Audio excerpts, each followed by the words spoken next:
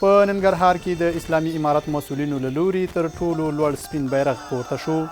په جلال آباد ښار کې د ملي راډیو ټلویزیون پر تپه د اسلامي امارت مسؤلینو له لوري تر ټولو لوړ سپین بیرغ د یو لړ مراسمو په ترڅ کې پورته شو. په همدې موخه جوړو شوو مراسمو کې د ننګرهار اطلاعات او کلتور رئیس قاري نور محمد حنیف، د امنیه قمندانۍ د امنیت امیر مولوي مبارز، د ملي راډیو ټلویزیون امیر قاري نور هلال بصیر او یو شمېر نورو مسؤلینو او مجاهدینو ګډون کړی و. د امنیه قمندانۍ د امنیت امیر مولوي مبارز وویل د اسلامي امارت مجاهدینو شاوخوا 20 کاله د همدې بیرغ د پورته کېدو په موخه مبارزه وکړه. نوموړي هیله وښوده چې دا بیرغ د تل لپاره رپانده واوسي. لله الحمد.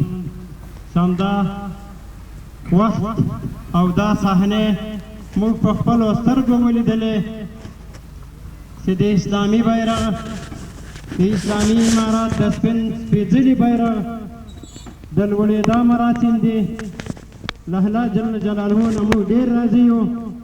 الله جل جلاله دې په ټول اسلامي نړۍ باندې همدا بیرغ رپان ولري او د دې بیرغ د رپاندې رپاولو لپاره د هغو اتلانو ته، هغه د شهیدانو والدینو ته، هغه د اسلامي امارت شازلمیانو ته د مبارک وي چې د خپلو سرونو په قربانۍ باندې د افغانستان په اسلامي هېواد کې اسلامي بیرغ د خپلو وینو په تویېدا، د خپلو غوښو په څولو، د خپلو اړیکو په تویولو باندې همدې ته ورساوو چې دوی خپل ځوانۍ قربان کړي، خپل کورونه یې ړنګ کړو، خپلې ښځې یې کونډې کړي، خپل اولادونه یې یتیمان کړو.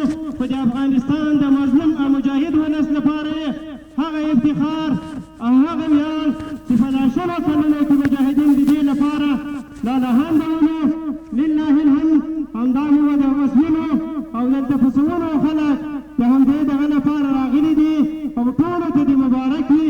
او خصوصا چې ننګرهار ولایت د اطلاعات او فرهنګ ملګرو چې د دې لپاره کوم ترتیب کړی دی او کوم مشران مسؤلین ملګري دلته راغلي دي همدغو ته دې مبارک وي.